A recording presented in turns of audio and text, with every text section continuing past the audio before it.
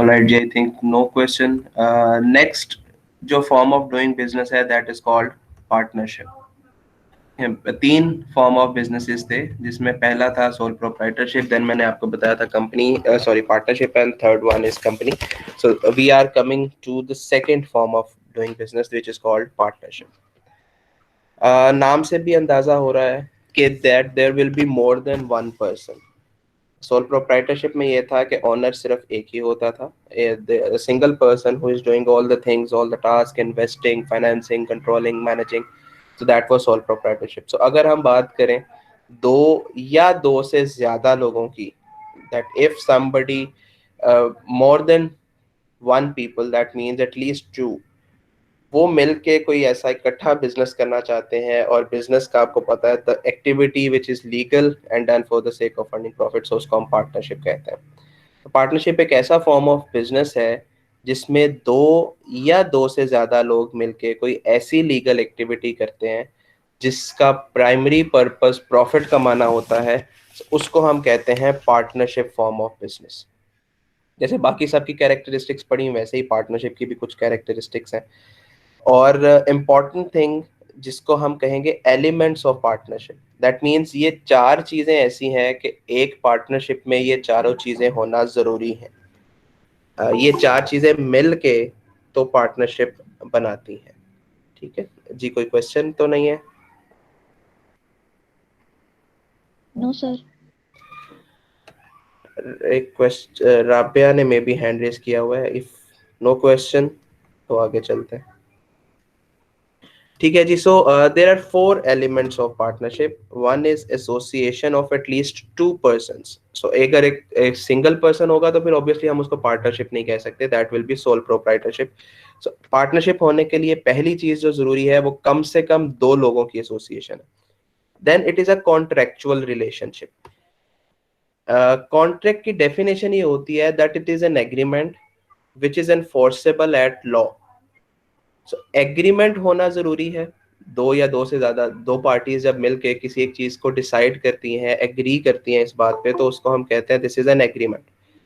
लेकिन ऐसा एग्रीमेंट जो लॉ में एनफोर्स नहीं किया जा सकता, हम उसको एग्रीमेंट तो कहते हैं लेकिन हम उसको कॉन्ट्रैक्ट नहीं कहते. जैसे दो लोग मिलके अगर प्लान करते हैं रोबरी करने का या चोरी करने का, तो ये एग्रीमेंट हो सकता है, लेकिन क्योंकि ये लीगल नहीं है, क्योंकि ये लॉ में एनफोर्स नहीं किया जा सकता, तो इसलिए हम इसको कॉन्ट्रैक्ट नहीं कह सकते. So, अब because it is a contractual relationship, it means any agreement which is being done by two or more than two persons, it should be legal. कोई ऐसा बिजनेस नहीं हो सकता या कोई ऐसा कॉन्ट्रैक्ट नहीं हो सकता जो इलीगल हो. कॉन्ट्रैक्ट होने की बहुत सी शरायत हैं, जिसमें से एक free will, free offer and acceptance भी है. यानी कि अगर कोई जबरदस्ती कॉन्ट्रैक्ट किया जा रहा है, गन पॉइंट पे किसी को थ्रेट करके अगर कॉन्ट्रैक्ट किया जा रहा है या साइन करवाए जा रहे हैं, तो वो कॉन्ट्रैक्ट वॉइड हो जाएगा, जाया हो जाएगा, और लीगल नहीं हो सकता, लॉफुल नहीं हो सकता. So contractual relationship mean there must be an agreement between persons desirous to forming a partnership. तो ऐसा कॉन्ट्रैक्ट होगा, ऐसा एग्रीमेंट होगा, ऐसे ही डिसीजन होगा जिसमें दो या उससे ज्यादा लोग मिलके कुछ लीगल एक्टिविटी करने पे एग्री करेंगे, और वो फ्री कॉन्सेंट से होगा, वो जबरदस्ती नहीं होगा. सो this is the second element of partnership. अगर पार्टनरशिप बनानी है तो पहले कम से कम दो लोग शामिल होंगे. दूसरा, उनके दरमियान एक कॉन्ट्रेक्चुअल रिलेशनशिप होगा. तीसरा, purpose is to earn profit, ये तो बिजनेस का प्राइमरी ऑब्जेक्टिव है. And fourth, mutual agency. This is an important concept. Mutual agency means that every partner is an agent of other partner, and every partner can represent as a principal to other partner. That means कि क्योंकि ये contractual relationship है, तो इस बात को already agree किया जाएगा कि हर पार्टनर दूसरे पार्टनर का एजेंट होगा, और अगर पार्टनर्स में से किसी एक ने भी कोई कॉन्ट्रैक्ट एक्सेप्ट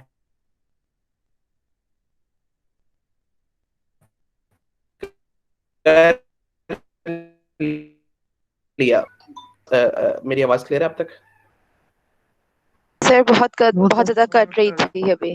जी अब अब ठीक सही है? है। ठीक हो गया, हाँ ठीक जी, हो अब गया। ठीक है। All right. Basically, a mutual agency means that if partnership, चार लोग, चले एग्जांपल लेते हैं, पांच लोग मिलके एक पार्टनरशिप बनाते हैं, ABCDE, ये पांच लोग एक दूसरे के एजेंट भी हैं और एज अ प्रिंसिपल भी काम करेंगे। कैसे? कि अगर ABCDE में से किसी एक पार्टनर ने भी, लेट से पार्टनर डी ने एक किसी भी कंपनी से कोई कॉन्ट्रैक्ट कर लिया, तो अब ये कॉन्ट्रैक्ट बाकी तमाम पार्टनर्स पे भी बाइंडिंग होगा। यानी कि ये नहीं कहा जा सकता कि ये कॉन्ट्रैक्ट सिर्फ डी ने किया है लिहाजा ABC या E के ऊपर ये एप्लीकेबल नहीं है। नो, म्यूचुअल एजेंसी ये कहती है that every partner is an agent to other partner. अगर पांचों पार्टनर्स में से किसी एक पार्टनर ने भी कोई लाइबिलिटी एज्यूम कर ली, किसी थर्ड पार्टी से कोई कॉन्ट्रैक्ट कर लिया या किसी चीज पे एग्री कर लिया, अब वो पूरी पार्टनरशिप फर्म के ऊपर, ABCDE पांचों पार्टनर के ऊपर बाइंडिंग होगी कि वो सब के सब उसको पूरा करें। This concept is called mutual agency. ठीक है? सो पार्टनरशिप के अंदर अगर एक दफा आपने एग्री कर लिया है, because it is a contractual relationship, ये हमने सेकंड पॉइंट में पढ़ा। सो कॉन्ट्रैक्ट में ये इनबिल्ट बात है, ये पहले से ही क्लियर होनी चाहिए सबको कि अगर जितने भी पार्टनर्स हैं उनमें से सबका मौजूद होना जरूरी नहीं है। अगर किसी एक पार्टनर ने भी कोई लाइबिलिटी एज्यूम कर ली, कोई कॉन्ट्रैक्ट कर लिया, कोई कमिटमेंट कर ली, अब वो कॉन्ट्रैक्ट पूरा करना बाकी सबकी जिम्मेदारी है। This is called mutual agency. ये पॉइंट समझ आ गया? Yes sir. Yes sir.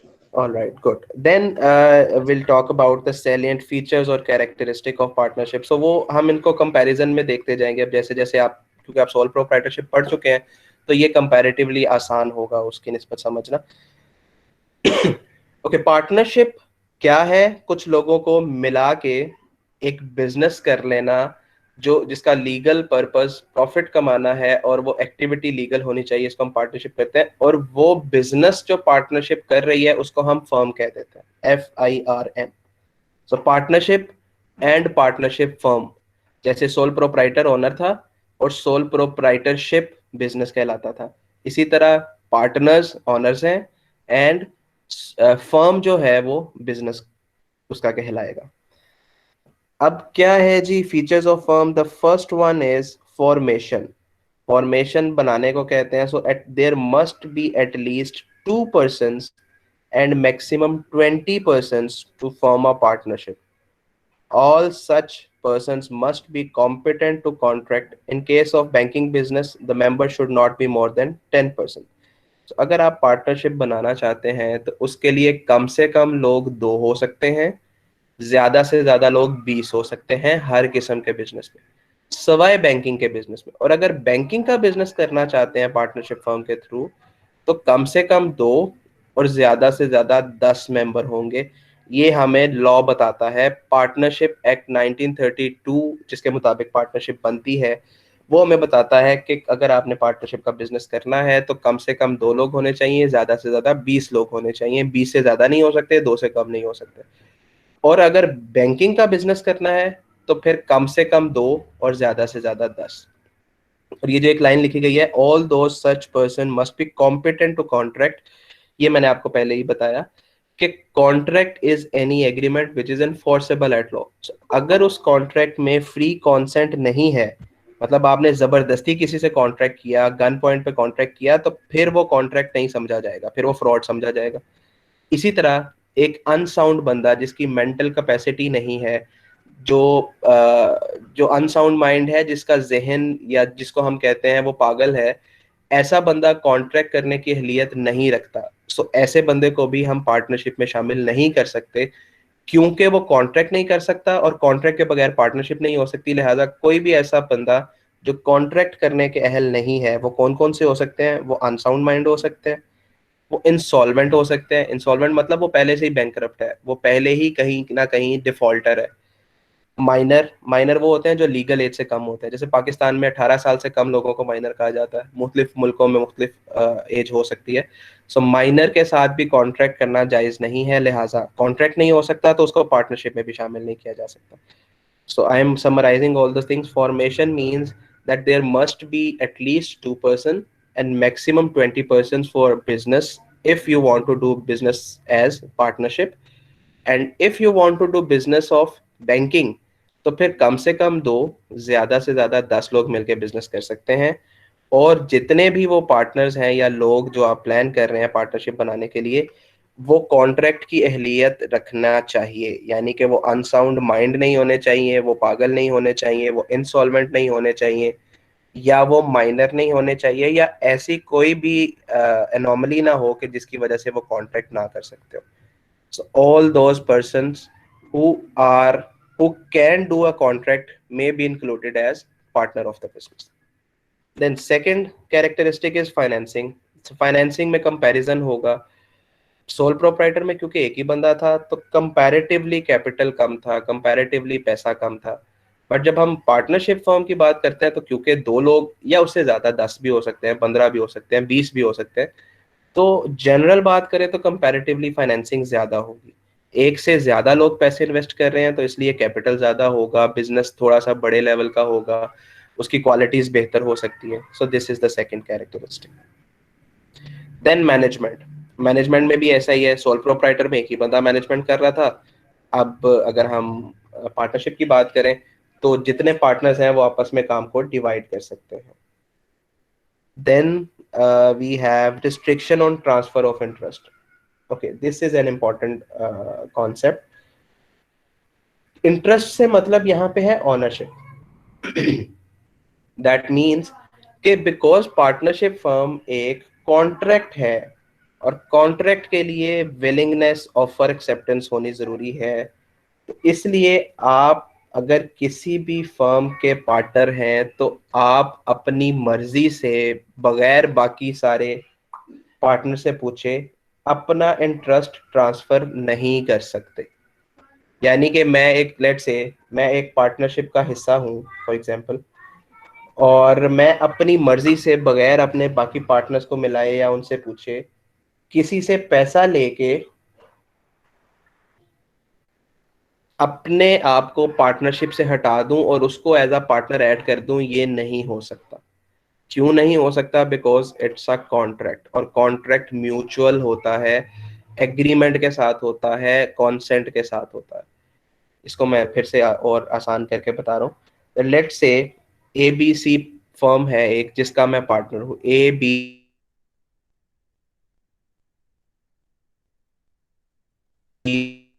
Sir आपकी आवाज बहुत कट रही है फिर से। जी अब ठीक है? जी यस सर। ओके, सो मैं अगेन एग्जांपल को रिपीट कर रहा हूँ। लेट्स से कि ए बी सी एक फर्म है, ए बी सी उसके 3 पार्टनर्स हैं और फोर्थ पार्टनर मैं हूँ। तो ऐसा नहीं हो सकता कि मैं अपनी मर्जी से मिस्टर डी से पैसा लेके, जो मैंने इन्वेस्ट किया था पार्टनरशिप में या कैपिटल के तौर पे मैंने सबके साथ शराकत की थी, मैं अपना पैसा मिस्टर डी से लेके उसको पार्टनरशिप में शामिल कर दूं और खुद निकल जाऊं, ये नहीं हो सकता। ठीक है, so that means interest can not be transferred. जो पैसा मैंने दिया हुआ है पार्टनरशिप में, मैं उसको विड्रॉ करूंगा तो वो पूरी पार्टनरशिप खत्म होगी, या तीनों पार्टनर मिलके मुझे मेरा पैसा वापस दे देंगे। मैं किसी चौथे बंदे से वो पैसा लेके खुद निकल जाऊं और किसी को ऐड कर दूं, ये नहीं हो सकता। This is a characteristic of partnership. जी उमर पूछे। सर मतलब कि मैं शेयर्स जो है वो भी नहीं बेच सकता अपने? कंपनी में शेयर्स होते हैं, एक्चुअली पार्टनरशिप में शेयर्स नहीं होते, पार्टनरशिप में शेयर नहीं होते। इसलिए मैंने शेयर का वर्ड यूज नहीं किया। बट आप इंग्लिश के टर्म में शेयर का वर्ड यूज कर लें कि आपका जो हिस्सा है। तो ऐसा नहीं हो सकता कि मैं अपना हिस्सा किसी से लेके उसको पार्टनरशिप में ऐड कर दूं और खुद अपने पैसे लेके निकल जाऊं, because it is a sir contract. मतलब सर सर और इसमें अगर जो पार्टनरशिप है। जिस शख्स का बेटा वन बाय वन सर आप इस रूल भूल जाते हैं। Just raise your hand, I will call the name और फिर आप क्वेश्चन पूछें। सर अगर जिस शख्स का कॉन्ट्रैक्ट है वो बंदा फोत हो जाए तो उसकी विरासत में जो उसके बच्चे हैं तो उनको मिलेगा फिर ये अभी आगे कॉन्ट्रैक्ट तो आने उसका? वाले वक्त में पढ़ेंगे। ये लाजमी, यस, बिजनेस के जो पैसे हैं वो तो उसकी विरासत में जाने हैं, लेकिन क्या वो उसकी विरासत में बेटा या बेटी बिजनेस का हिस्सा बनेंगे या नहीं बनेंगे, ये ऑप्शनल होता है। क्योंकि ये जी कॉन्ट्रैक्ट है, सबकी म्यूचुअल अंडरस्टैंडिंग और मर्जी से ये होना है। इसलिए अगर कोई एक भी पार्टनर ये कहता है कि हम जिसकी डेथ हो गई है उसके बच्चों को बिजनेस में शामिल नहीं करना चाहते, तो वो जबरदस्ती शामिल नहीं किया जा सकता। Thank you sir. जी उमर। सर सपोज कि अगर वो बंदा कह दे कि मेरी डेथ के बाद जो मेरा हिस्सा या मेरी जो पार्टनरशिप है वो मेरे जी बच्चों को दे दी जाए विरासत में, जी जी तो जी अगर जी। वो हैं टीनेजर, मतलब कि उनको ये सेंस नहीं है, समझ बूझ नहीं है, तो क्या उन्हें दे दिया जाएगा फिर?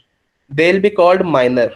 और माइनर कैसे एक फर्म में ऐड हो सकता है, ये अभी इसको होल्ड करेंगे, पढ़ना है। अभी हम जस्ट ये पढ़ रहे हैं कि पार्टनरशिप होती क्या है, कैरेक्टरिस्टिक्स क्या है, फिर पार्टनरशिप की क्वालिटीज क्या होनी चाहिए, फायदे नुकसान क्या है, माइनर कैसे ऐड होगा, पार्टनरशिप डीड क्या होगी, ये सारा कुछ अभी आने वाले वक्त में पढ़ेंगे। चलो ठीक ठीक है सर, थैंक यू। जी आकाश पूछें। सर हमने अकाउंटिंग में पढ़ा था कि ये ट्रांसफरेबल नहीं होता। जी इसमें भी यही लिखा हुआ है। जी। कोई क्वेश्चन बात क्या है? करके मतलब डेथ हो जाती है तो वो खत्म हो जाएगी पार्टनरशिप ना। नहीं ऐसा नहीं है, नहीं ट्रांसफर लाजमी नहीं है, लाजमी नहीं है। पार्टनरशिप खत्म हो सकती है, लेकिन लाजमी नहीं है कि वो बिजनेस भी खत्म हो जाए। नहीं तो नहीं, बिजनेस इसमें की मतलब सर वो ट्रांसफर नहीं ना होगा, यानी कि उसके बच्चों को या जो भी इसने किसी नहीं, को। उसका बच्चा एज अ पार्टनर ऐड हो सकता है। ठीक है। ये अकाउंटिंग में आपने क्या पढ़ा या कैसे पढ़ा, बट बिजनेस के पर्सपेक्टिव से आपको बताऊं तो यस, उसका बच्चा ऐड हो सकता है, but with the mutual consent. वो कैसे होगा ये अभी नेक्स्ट टॉपिक्स में पढ़ेंगे। ठीक है सर। जी समीर। सर पार्टनरशिप को रजिस्टर करवाना भी जरूरी है या नहीं? जरूरी नहीं है। अगर करवा ले तो मेरे जी ख्याल से फिर अच्छा होता है। उसके क्या फायदे, उसके क्या नुकसानात है, ये भी देखेंगे, बट जरूरी नहीं है। Okay sir.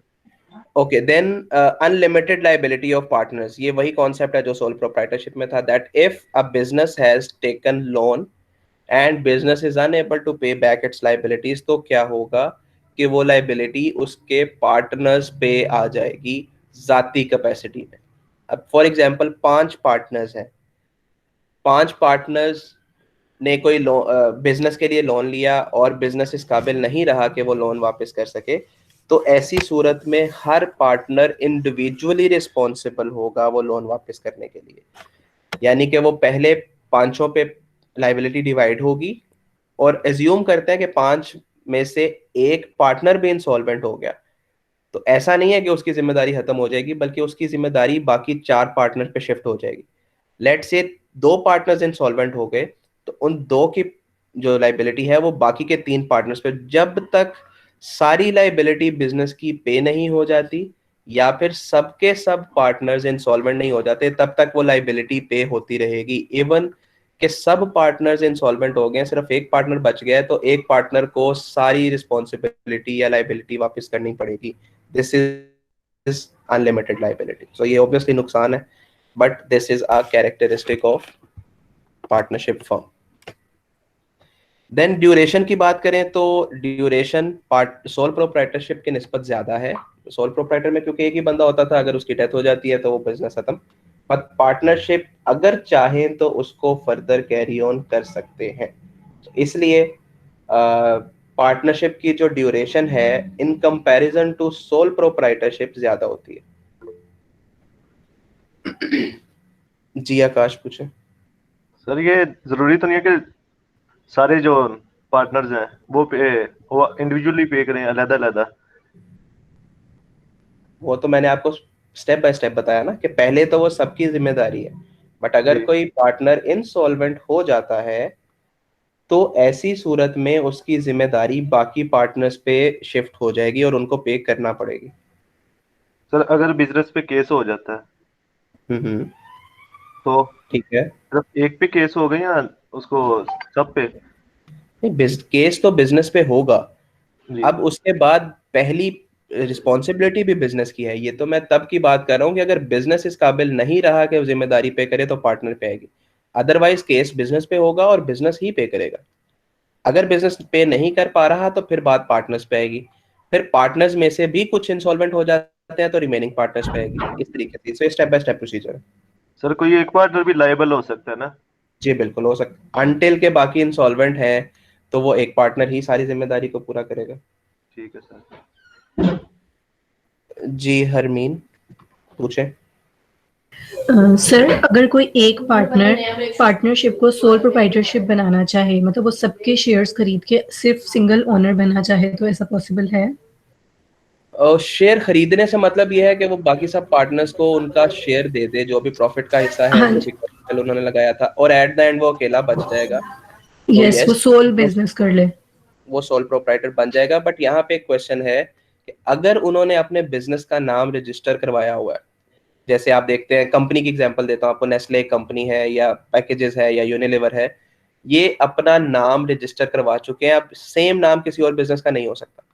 तो इसी तरह अगर एक पार्टनरशिप ने अपना नाम रजिस्टर करवाया था और एक बंदा अब चाह रहा है कि सोल प्रोप्राइटर के तौर पे उसी नाम को चलाए, तो ये बाकी तमाम पार्टनर्स का इस पे एग्री करना जरूरी है।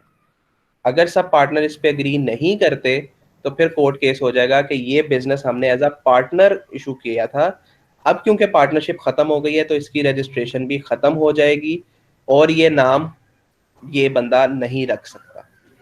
अगर सोल प्रोप्राइटर के तौर पे उसी बिजनेस के साथ काम करना है तो फिर बाकी तमाम पार्टनर्स की रजामंदी जरूरी है, अदरवाइज नहीं हो सकता। सही है, थैंक जी यू। जी उमर। सर अगर ये चार फर्ज करें कि चार हैं पार्टनरशिप, तो अगर इनमें से जैसे इसने हरमीन ने कहा है कि अगर एक बंदा इनके शेयर वगैरह खरीद के और कोर्ट कह दे कि इन आप ये नाम नहीं रख सकते, तो इसका मतलब अगर सपोज करें कि अगर तीनों अलग-अलग अपना बिजनेस शुरू कर दें उसी फील्ड में, तो वो तीनों भी नहीं रख तो सकते। बिल्कुल कोर्ट का डिसीजन हमेशा से फाइनल होगा। और court, sorry there was a distortion in your voice, दोबारा से पूछें क्वेश्चन।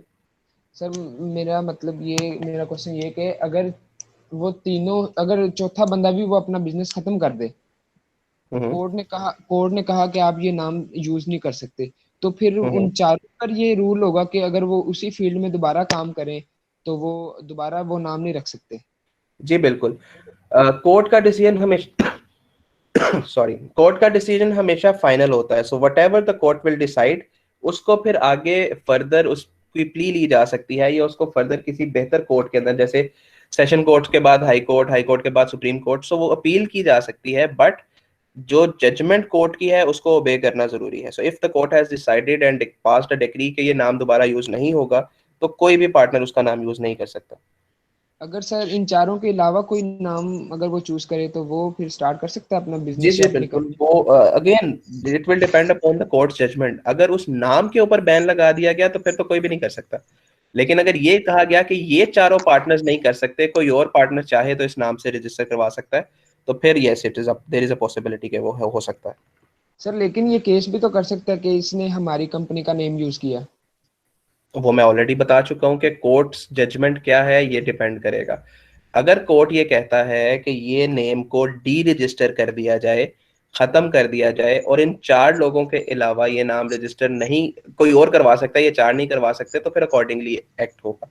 और अगर कोर्ट ये जजमेंट पास करता है that this name can not be taken by anyone, neither to these four person, और ना ही कोई और बंदा रख सकता है क्योंकि ये पहले से रजिस्टर है, तो ऐसी सूरत में कोई भी नहीं रखेगा। So whatever the court will pass a decree, that will be obeyed. ठीक सर, थैंक यू सर। जी नेक्स्ट क्वेश्चन। सर अगर बाकी चार की रजामंदी हो जाए तो कोई एक शख्स यूज कर सकता है वो नेम? जी अगर डिस्प्यूट नहीं है तो फिर हो सकता है, देन उसकी मॉडिफिकेशन चाहिए होगी। आपने ऑब्वियसली रजिस्टर करवाया होगा पार्टनरशिप रजिस्ट्रार के पास, सो वहां जाके चारों अपनी एग्रीमेंट देंगे या कॉन्सेंट देंगे that this name should be deregistered as a partnership, and then a sole proprietor वो अपने नाम को रजिस्टर करवा देगा। जी आकाश। सर अगर एक पार्टनर से गलती होती है हम्म। तो ये जरूरी तो नहीं है ना कि सारे पार्टनर जो हैं वो लायबल हो, उनके एसेट्स जो हैं वो लायबल हो, वो अकेला भी तो पे कर सकता है ना। जी अगर वो गलती उसकी हुई है और वो मानता है गलती हुई है, so ideally it is responsibility of that person to make good to that loss, कि वो उस गलती को हमेशा पूरा करे, उसको कहते हैं इंडेमनीफाई करना। सो वो मतलब सिर्फ करेगा। वही लेकिन करेगा। जी ठीक है सर। लेकिन अगर वो इस काबिल उससे कोई ऐसी गलती हुई है जो थर्ड पार्टी कॉन्ट्रैक्ट था, बाहर की किसी फर्म के साथ या बाहर की किसी कंपनी के साथ एक कॉन्ट्रैक्ट किया गया था जो आप पूरा करना ही करना है, तो ऐसी सूरत में प्राइमरी रिस्पॉन्सिबिलिटी तो उसी की है जिसकी गलती हुई है। लेकिन अगर गलती करने वाला इस काबिल नहीं है कि उसका लॉस पूरा कर सके, इंसॉल्वेंट हो गया है तो सिर्फ इस बेस पे कि वो उसने गलती की है मामला रुकेगा नहीं, बल्कि because there is an unlimited liability, तो वो गलती का जो इंडेमनिफिकेशन करनी पड़ेगी या जो पैसे पूरे करने पड़ेंगे, लॉस पूरा करना पड़ेगा, वो बाकी सब पार्टनर्स को भी करना पड़ेगा। यही एक्सक्यूज मी मुझे सर, सर कुछ बच्चों को हैंड रेजिंग का ऑप्शन नहीं शो हो रहा और क्वेश्चन करना चाहते हैं। जी मैं दिखा देता हूँ। जी हरमीन पूछें आप क्वेश्चन। सर एक पार्टनर से मिस्टेक हो गई है और वो उसको पूरा भी कर सकता है, मतलब उसके पास अथॉरिटी है, वो उसके पास रिसोर्सेज हैं कि वो उसको कर सकता है पूरा, लेकिन अगर वो इंटेंशनली नहीं करना चाह रहा है, मतलब उसकी मर्जी नहीं है करने की, तो जो बाकी पार्टनर्स हैं वो उस पे केस कर सकते हैं या उसको मतलब फोर्स कर सकते हैं कि वो करे। जी बिल्कुल, कोर्ट केस होगा and then the court will decide के क्या उसका फाइनल प्रोसीजर होगा, हो सकता है। जी ये रेज हैंड का जो कह रहे हैं, देखें this kind of screen will be on your laptops और जहाँ पे आप यूज कर रहे हैं, सो जहाँ पे कॉल एंड होती है आप देखें यहाँ राइट साइड पे रेज हैंड का ऑप्शन मौजूद है। As soon as you click on it, यहाँ पे एक ऑप्शन आ जाता है that somebody has raised his hand और हर हैंड, सो फिर यहाँ से मुझे आइडिया हो जाता है कि कौन क्वेश्चन पूछना चाह रहा है। ठीक है जी, मोबाइल पे भी कहीं ऑप्शन होगा, आप उसको देखें। एक्सक्यूज मी जी मोहित सर, अगर दो बंदे का कॉन्ट्रैक्ट होता है जी कि एक की स्किल दो और एक इन्वेस्टमेंट करे, तो ये पार्टनरशिप में आएगा? जी बिल्कुल, ऑनर तो दो ही हैं, चाहे उनके दरमियान कमिटमेंट जो भी है, पैसा जो भी लगा रहा है, जिस तरह भी हो रहा है, but if there is more than one partner तो वो पार्टनरशिप ही कहलाएगी। सर ऐसा भी कोई सिस्टम है, कोई कॉन्ट्रैक्ट वगैरह, यानी कि दूसरों के जो एसेट्स हैं, दूसरे जो पार्टनर्स हैं, उनके एसेट्स जो हैं वो लाइबल ना हो, और जो सिर्फ माल प्रैक्टिस करता है या जिस पे केस वगैरह होता है वही पे करे, जरूरी हो? ये आप आपस में कॉन्ट्रैक्ट जो भी कर सकते हैं दैट इज फाइन, लेकिन जो कानून है वो कहता है that there is unlimited liability. Unlimited liability means कि जब कोई पार्टनर अगर इंसॉल्वेंट हो गया है, अब कॉन्ट्रैक्ट में जो भी लिखा था कानून की नजर में वो अनलिमिटेड लाइबिलिटी है, सो दैट मींस बाकी पार्टनर्स को पे करना ही करना है। अगर पार्टनर्स एक दूसरे से एग्री नहीं करते, अगर कहीं ऐसा डिस्प्यूट बन जाता है पार्टनरशिप बनाने से पहले कि डर है कि ये फ्रॉड होगा या ये बंदा लोन लेके बाद में अपनी प्रॉपर्टी नहीं बेचने देगा या प्रॉपर्टी किसी और के नाम पे ट्रांसफर्ड है, उसके बच्चे के नाम पे ट्रांसफर्ड है, लीगली वो बिक नहीं सकती, तो इसका बेहतर सोल्यूशन यही है कि पार्टनरशिप बनाई ना जाए। But once you have built a partnership, you have registered a partnership, that means now every partner has an unlimited liability. Sir ये जो प्रोफेशनल्स पार्टनरशिप करते हैं, जैसे कि डॉक्टर्स हो गए, लॉयर्स हो गए, जी उनमें तो नहीं ना होता ऐसा? उनमें भी पार्टनरशिप हर जगह पे एक ही जगह होता है, अगर उन्होंने अपने आप को एज अ पार्टनरशिप रजिस्टर करवाया है या वो पार्टनरशिप बिजनेस कर रहे हैं तो हर पार्टनर की लायबिलिटी अनलिमिटेड होती है। मतलब कंफर्म है कि अनलिमिटेड लाइबिलिटी होगी, कोई एक नहीं होगा? जी बिल्कुल कंफर्म। ठीक है सर। जी उमर। सर सपोज के अगर चार पार्टनर्स हैं तो उनमें से 3 की बनती है लेकिन एक की नहीं बनती। क्या नहीं Suppose बनती? कुछ अरसे में उनके आपस में थोड़ी बहुत लड़ाई डिस्प्यूट्स हो हो जाती जाते है हैं। ओके, जी, तो क्या वो 3 मिलके उस चौथे को निकाल सकते हैं? It is a mutual contract. जब कॉन्ट्रैक्ट किया गया था तो सब लोगों ने मिल के एग्री किया था। अब अगर आप फोर्थ निकालने की बात कर रहे हैं एंड द फोर्थ एग्रीज के ठीक है मैं निकल जाता हूं, तो फिर तो कोई इशू नहीं है। But if fourth person want कि ये पूरी पार्टनरशिप फर्म बिजनेस ही खत्म किया जाए, तो फिर वो पार्टनरशिप खत्म होगी और दोबारा से तीनों मिलके एक नई पार्टनरशिप बनाएंगे। It all works on mutual consent. अगर फोर्थ पार्टनर खुद से ही मान जाता है कि ठीक है मैं एग्जिट कर जाता हूँ, मुझे मेरा हिस्सा वापस कर दें, आप तीनों पार्टनरशिप चलाते रहें, तो फिर ठीक है। But if the fourth person says के नहीं पार्टनरशिप, अगर मैं निकलूंगा तो पार्टनरशिप बिजनेस ही खत्म होगा, इन दैट केस पार्टनरशिप खत्म करनी पड़ेगी, नया बिजनेस बनाना पड़ेगा। सर जी लिमिटेड वो लाइबिलिटी अकेला पार्टनरशिप नहीं हो इन पे सकती? केस कर सकता बेटा है? हैंड रेज करें, this is the last warning. अगर अब ऐसा कोई क्वेश्चन आया obviously it becomes difficult for me to answer, so hand raise करें, मैं नेम कॉल करूंगा और फिर पूछे। जी जन्नत आप पूछे। मतलब सर मैं ये पूछना चाह रही थी कि अगर 4 लोग पार्टनर्स हैं और उनमें उनमें से एक जो है वो इस तरह स्लीपिंग पार्टनर के तौर पे एक्ट कर रहा है, तो क्या जब बिजनेस में लॉस होगा तो उसको भी पे करना पड़ेगा जी उसी बिल्कुल पे हिसाब करना से? पड़ेगा बिकॉज लाइबिलिटी सबकी अनलिमिटेड है। लेकिन उमर अगर आप कॉन्ट्रैक्ट में कोई ऐसी कंडीशन मौजूद नहीं है जो ये कहे कि स्लीपिंग पार्टनर की भी लाइबिलिटी सेम होगी, तो फिर भी ये उसको पे लिखना करना जरूरी होगा। नहीं है, इट इज अंडरस्टूड, ये लिखना जरूरी नहीं है, it is already understood that if you want to make a partnership then liability will be unlimited. ये लॉ कहता है, इसको आप ओवरलैप नहीं कर सकते। मतलब sir limited yes. Liability partnership हो ही नहीं सकती। नहीं हो सकती। There is a concept but in Pakistan there is not, this kind of partnership is not allowed. तो कॉन्सेप्ट में बाकी जरूर है, लिमिटेड लाइबिलिटी है, but overall in Pakistan this kind of partnership is not being registered and not allowed in Pakistan. Sir मतलब foreign countries में हो सकता है ये? It may depend, रूल पे डिपेंड करता है, हर मुल्क का एक अपना रूल है। सो अगर कोई कंट्री इसको अलाउ करती है तो बिल्कुल हो सकता है। ठीक है सर, थैंक यू। जी, any other question? No sir. जी समीर। सर ये जो टैक्स पे करता है बिजनेस, अगर बिजनेस टैक्स पे करे तो ये जो पार्टनर्स हैं उन्हें प्रॉफिट पे भी टैक्स पे करना पड़ेगा? नहीं, प्रॉफिट अगर बिजनेस ने टैक्स पे कर दिया है तो फिर इंडिविजुअल्स को या ओनर्स को या पार्टनर्स को टैक्स नहीं देना पड़ता। सो यहाँ पे भी सिंगल टैक्सेशन है, लेकिन टैक्स का प्रोसीजर डिफरेंट है कि अगर आप रजिस्टर करवाई हुई है आपने पार्टनरशिप तो एक डिफरेंट तरीके से टैक्स लगता है, और अगर आपकी पार्टनरशिप अनरजिस्टर्ड है तो फिर एक डिफरेंट तरीके से वो लेटर स्टेज पे पड़ेंगे। लेकिन इन ईच केस अगर बिजनेस ने टैक्स पे कर दिया तो फिर इंडिविजुअल को नहीं देना पड़ता। ये there is a single taxation. Sir अगर बिजनेस ने टैक्स पे कर दिया है तो जो पार्टनर्स हैं वो इंडिविजुअली अपने इनकम का टैक्स तो पे करेंगे ना? Ehtesham, I am not taking your question, have you raised your hand before asking any question? Sir option नहीं आ रहे, मैं मोबाइल पे ऑनलाइन हूं इस वक्त। ओके, आपसे पहले फिर मैं बाकी आंसर्स कर लूं, फिर मैं पूछता हूँ। जी हमना, आपका भी ये सेम आई थिंक प्रॉब्लम है, अगर क्वेश्चन है तो पूछें। नहीं सर, ओके, मुझे आती दानियाल। समझ था। दानियाल और एहतशाम।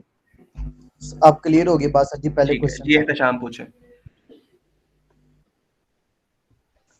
सर मैं कह रहा था कि अगर बिजनेस टैक्स पे कर देता है तो जो पार्टनर्स है वो इंडिविजुअली अपनी इनकम का टैक्स तो पे करेंगे ना, लेकिन वो उस बिजनेस से जो उनकी इनकम नेटवर्क आ रही है उससे नहीं करेंगे वो? जी जी बिल्कुल, वो तो ऐसा ही होगा। जो उसके अदर बिजनेसेस हैं दे आर सेपरेट।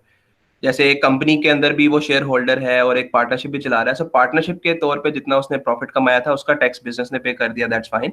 बट अगर वो कंपनी से भी प्रॉफिटेबिलिटी ले रहा है तो उसका टैक्स देना पड़ेगा।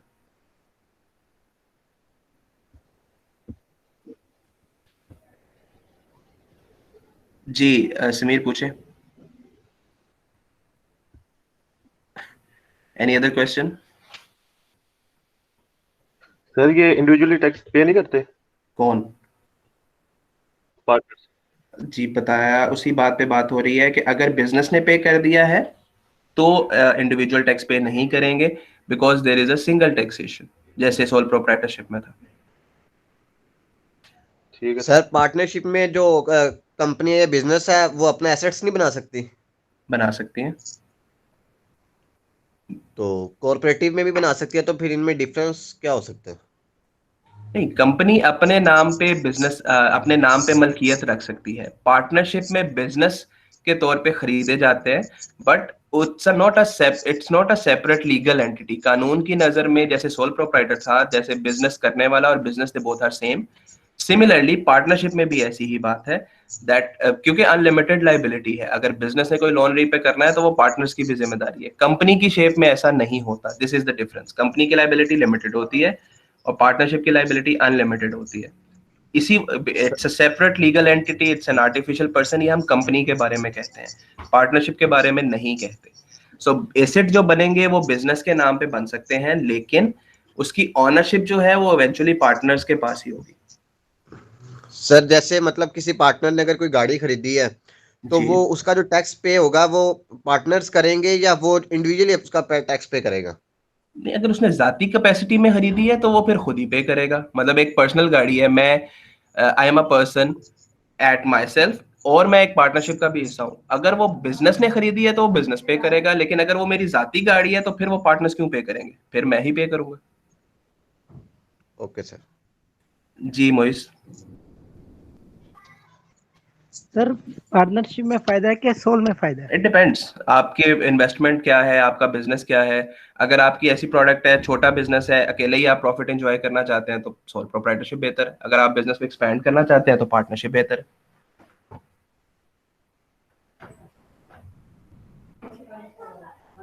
चले जी, दैट्स इट फॉर टुडे। आप यहाँ तक सब समझिएगा, जो चीज हमने पढ़ी है इसको बुक से पढ़ के एक दफा नोट डाउन कर लीजिएगा।